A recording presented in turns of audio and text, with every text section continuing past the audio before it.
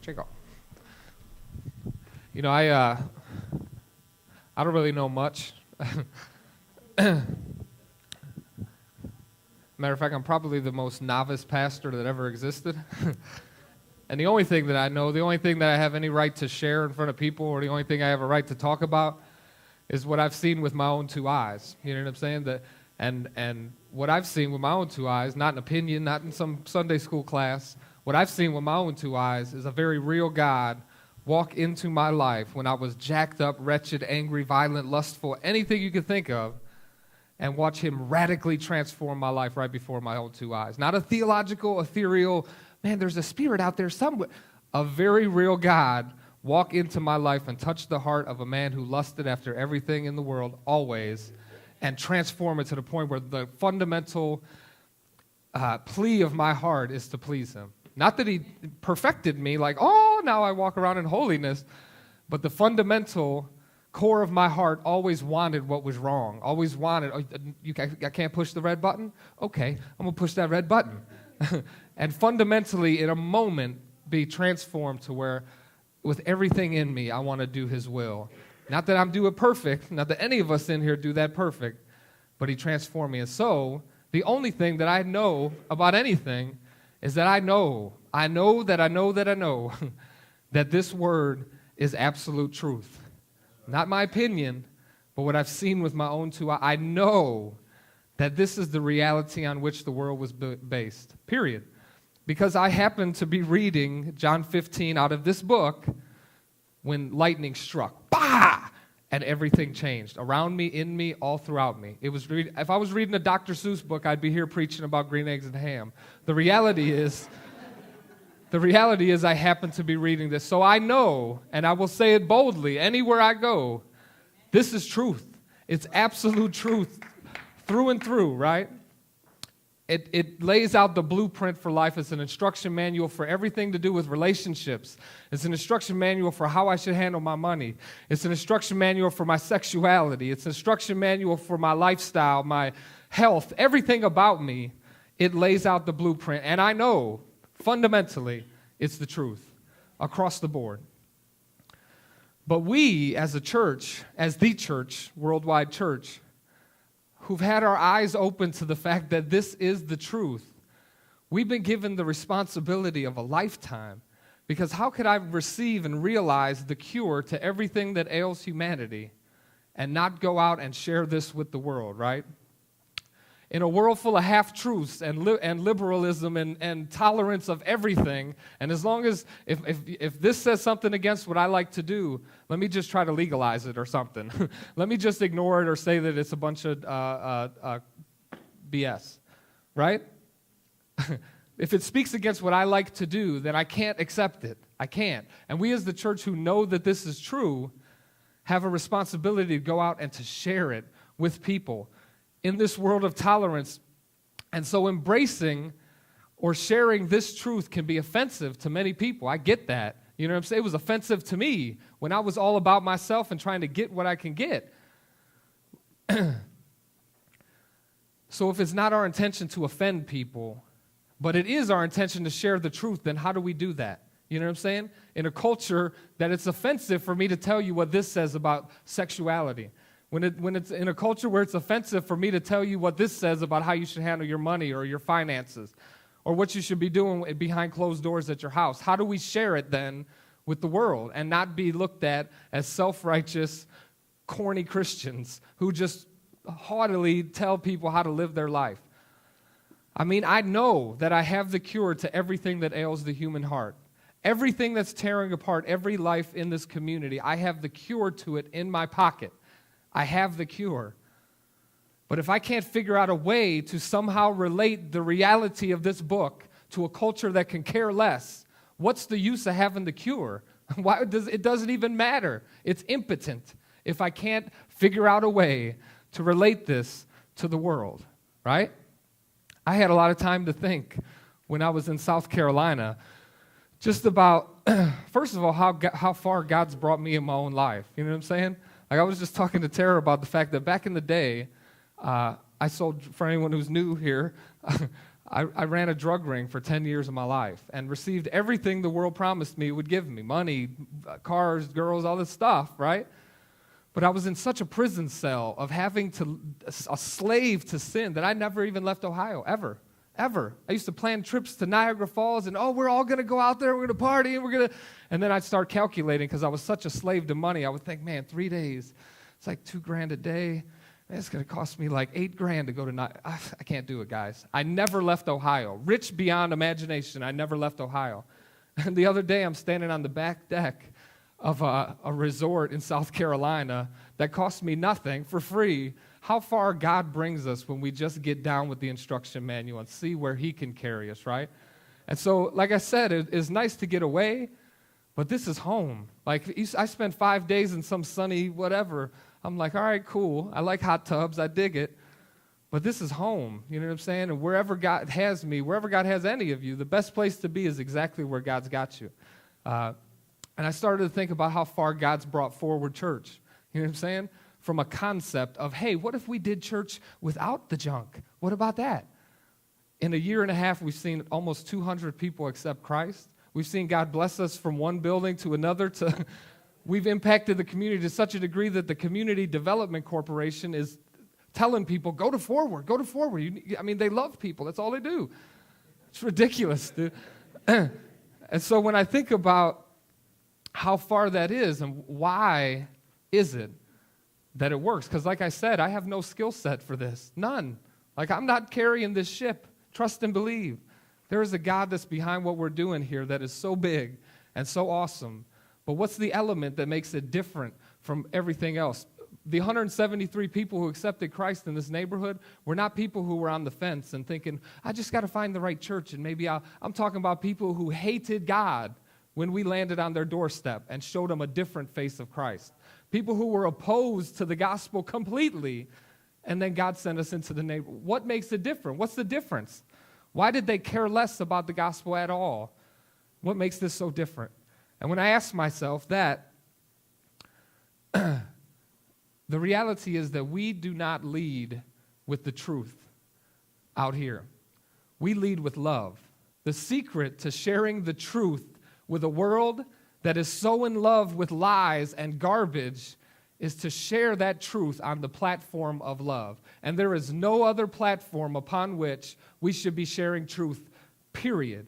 There is no foundation upon which I should be sharing the reality of the cure I have in my pocket except on the foundation of love. And until we realize, as a worldwide church, we will continue to possess a truth that nobody cares about. They can care less because we don't show love first. We show truth first, right? You ever been out in the streets back in the day? Think of the BC days. You ever have somebody walk up to you and be like, hey, nice to meet you. Just want to let you know Jesus loves you, hates the way you're living, probably going to hell, you know what I mean? But here's that truth. Good luck with that. They lead out with truth. I don't know this dude from Adam. How disrespectful is it for me to go out into the world and say, hey, no, I just met you. By the way, you're a jacked up sinner. There's a holy God. He hates the sin in your life. You're going to have to completely switch around everything you've been doing, and then you'll be good. All right, I'll talk to you. Like, or the graphic sign guy. I drive down in Rocky River past the abortion clinics, right? And they got these big billboards of like kids torn in pieces. And, I drive by, I'm like, man, hope my kids ain't looking over there. It's truth. It really happens. That is the truth of what it looks like when people engage in abortion. It is what it is. No foundation of love whatsoever. Just truth here in your face. Man, those crazy Christians. That's what people think in their head, like, man, because it's truth, but there's no platform of love. I in my history, in my own testimony, I have an abortion in my history in my BC days where I walked into a place past these people who were hitting me with truth. They were shooting arrows of truth, and I heard it, and it was just like, I know there's something deep inside that's telling me this is wrong, but I'm all about myself, and I got to do it. Because if there would have been a platform of love, someone in my life that loved me and cared for me, to be the platform upon which he could say, hey, bro, let me just tell you why this is not what's right. It would have been a far better platform than, hey, look at this. This is what you're going to do.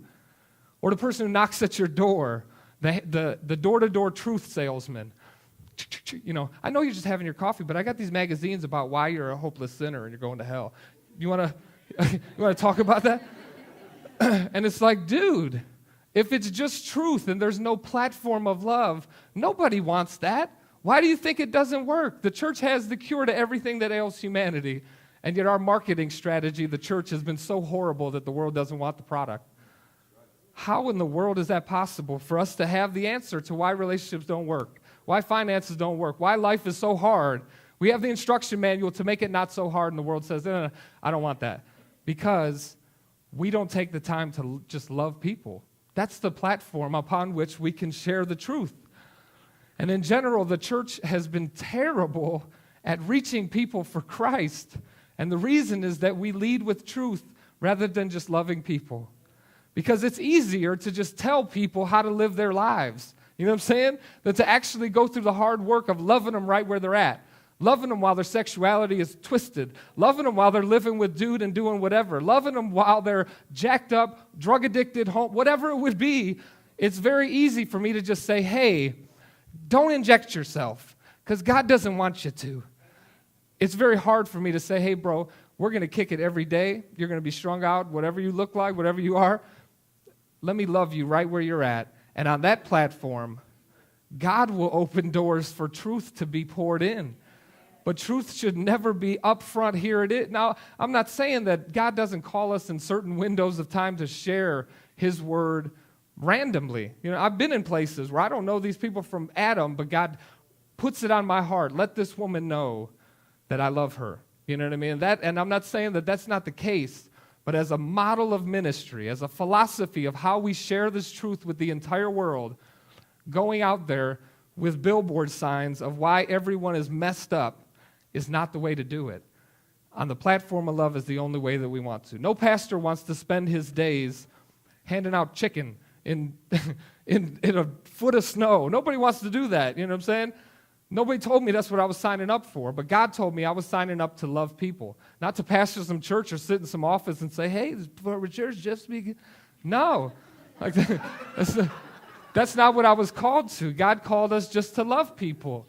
And so on that platform, I can do it because I don't know how to do the other one. All I know how to do is love people.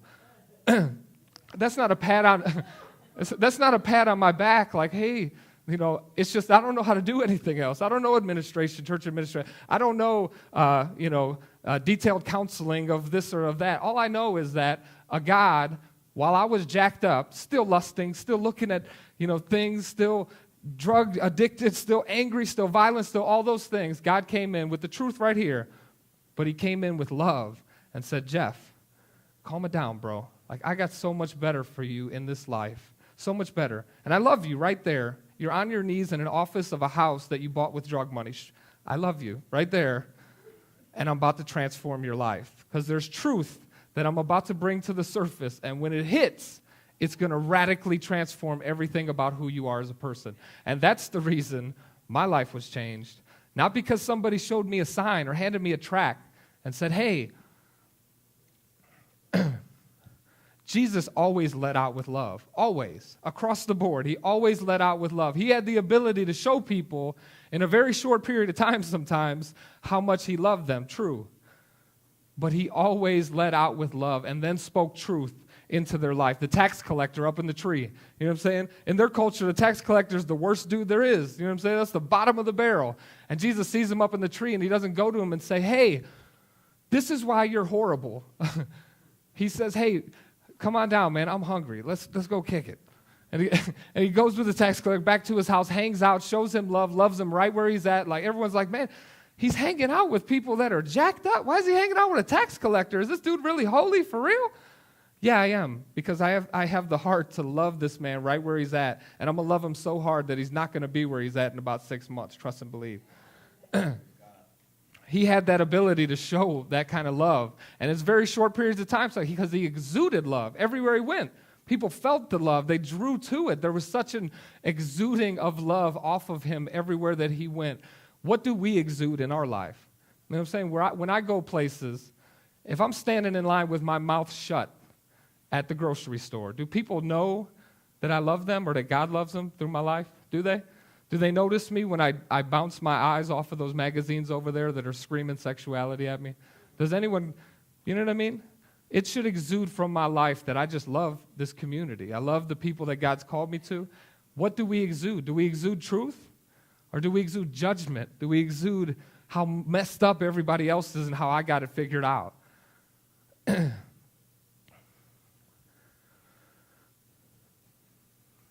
If we would just stop acting as if we have anything to do with somebody's entire heart changing and turning to God, by thinking, okay, I just got to wait for my opening here to stuff this truth into their life. She shouldn't be sleeping with that guy or with that girl or whatever, and I'm going to let her know about herself right now, and I'll say it so perfectly that she'll repent and her whole life will be changed. Like, that kind of concept makes me think that I have anything to do with this process. All I can do is show the love of God to people, period. God changes hearts. How about we just love that girl right where she's at while she's living with dude? While she's doing whatever it is, how about we just love her? Love her right there. Whatever the sin is, or love him wherever it is, just love him right there. On that platform, God will condemn or convict, I should say. God will convict the hearts of people to move forward in his direction, because that love is drawing. You know what I'm saying? The love of God is drawing. As soon as I caught a glimpse of it, I haven't thought about anything since. Anything that I think about, it's always through the light of him. You know what I mean? Because his love is so attractive. We all want it from birth. We beg for it through money, or we beg through it from relationships, jacked up dudes that don't treat us how they should, or jacked up women, or whatever. We all want that love, and so it's attractive. If we'll just love people, it will draw all people unto God, period. Ephesians 4 says, then we would no longer be immature like children. We won't be tossed and blown about by every wind of new teaching. We will not be influenced when people try to trick us with lies that are so clever they look like the truth. Instead, we will speak the truth in love, growing in every way more and more like Christ. And when he says speak the truth in love, first thing that came to my mind was this: speak the truth in a loving way. Like, say something that's absolutely going to hurt them, break them completely, but just say it real nice to them. And I think that what God showed me the other day was that speak the truth, yes. If I love you, I'm not just going to let you keep doing things that I know is going to jack up your life in 6 months. If that relationship is jacked up, at some point, I'm going to tell you. You know what I mean? But I'm going to tell you on a platform where you already know I only want your best interest. I love you to death, and this is why I'm telling you. Because I know that this is truth. And if you don't do it this way, it will not lead to a good place, flat out, period. And I love you enough to tell you. So when I hear speak the truth in love, I hear speak the truth in the context of love. We are already in the bubble. You're already in here with me, and we're already kicking it. We're already in a loving relationship. And in here, I can speak truth to you. You know what I'm saying? There have been plenty of sexy new teachings and ideas about loving people, or should I say not loving people. There's been teachings about when helping hurts, and when helping people and just doing what Jesus said to do is a bad idea. And it says here, there will be things that come along that try to trick us with lies that are so clever they look like the truth. And that's the first thing that I think of about that when I hear that. We're called to just love people right where they're at. There's no helping of another person or loving of another person that hurts them. We have the truth. It's in our pocket. But we can't try to cast seeds of truth on soil that's not cultivated with love. Period. That's the most clear picture I can give.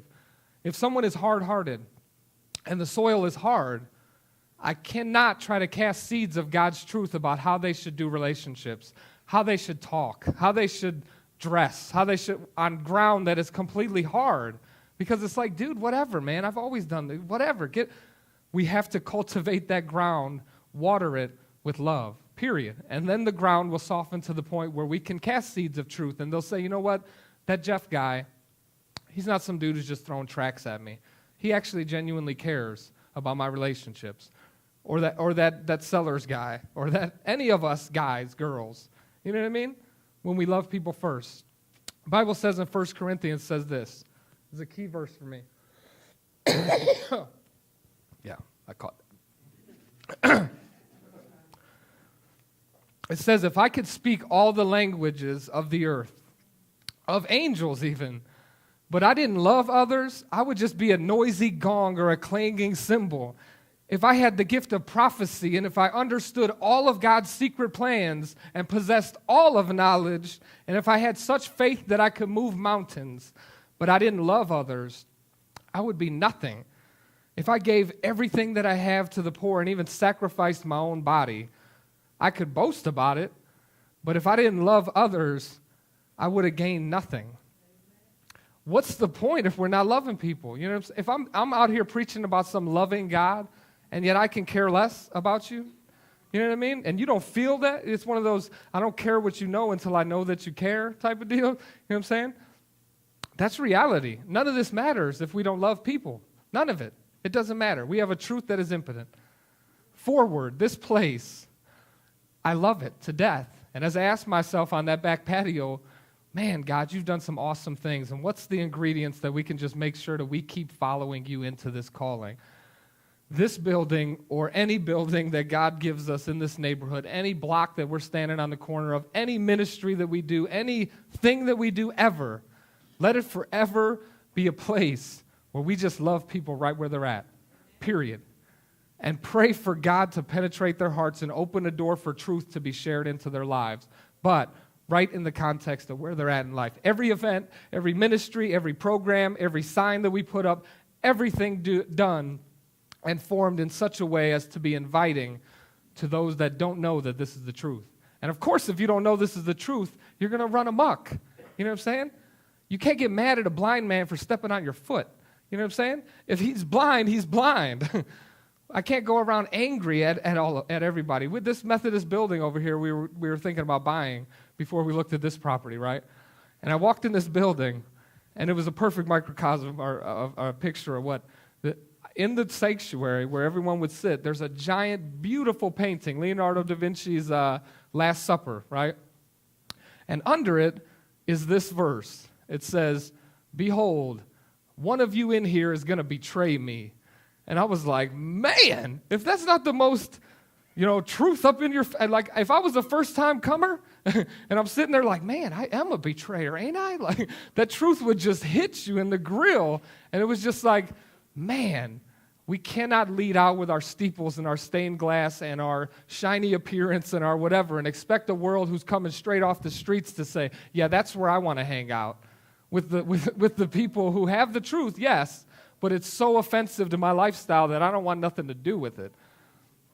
I know that this Bible is the Word of God, period, and it possesses the absolute truth upon which this entire world was founded. And that when we bow our knees to the Christ that reveals himself in that book, everything changes, right? You don't have to believe that, matter of fact, as you're here. You don't have to believe that for it to be true. Just as true for you as it is for me. The greatest proof that we can gain that this is the truth is to try and go live another way. Good luck with that. Try to live any way other than what God's word lays it out and show me how that. Do relationships your own way and then holler at me in about a year. Do finances your own way and then let me know how that works out for you. There can only be one truth, period, amidst the stream of concepts and tolerance and all that good stuff out in the world. And I know from personal eyewitness that this is it, flat out.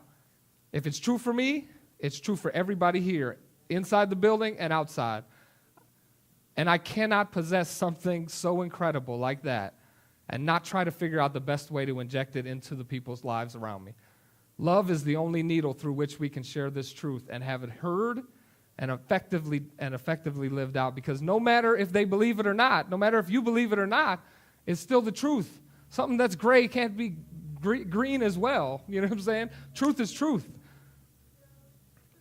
We either embrace this as the truth and see it transform all of our lives, or we reject it as the truth and we watch it tear our lives apart, period.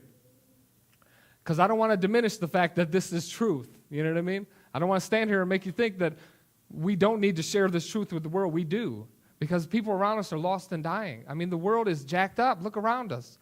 We need to share this truth with the world. but we need to share it on the platform of love. So personally, if I'm asking myself, what does this mean to me? It means to me, love the people around me. Instead of my own family doesn't get it. They don't know Christ. They've watched me be transformed from the ground up, from kid who moved out of his parents' house at 15 and completely never talked to him again, to transformed Christ follower at 25. They watched it happen and they don't get it. You know how much in my head I say, man, I just want to stuff the truth in my mom's. I just want to, she's got to know that, get off the. I want to so bad. But you know what God says? He says, you know what, dude? Love your parents like someone who knows me. And they will see me through you in such a way that you can never explain effectively to them. You know what I'm saying? That's the best way that we can do it. Just love the people around you. You don't have to figure out a sermon every day when you go into work.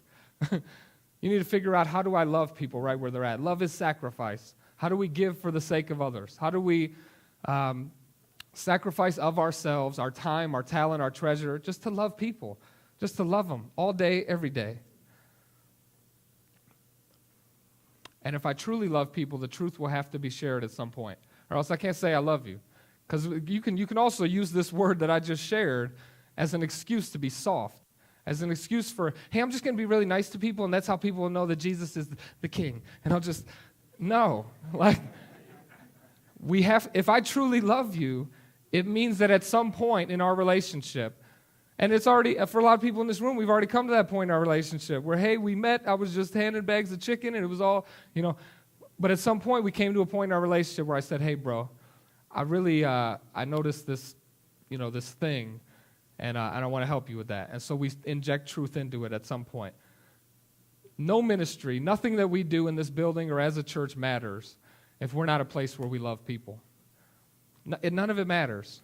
Let this forever be a house where we just love people right where they're at and love them so hard that God compels their heart to want to move forward in his direction because they want more of that, more of his love that is being expressed through us.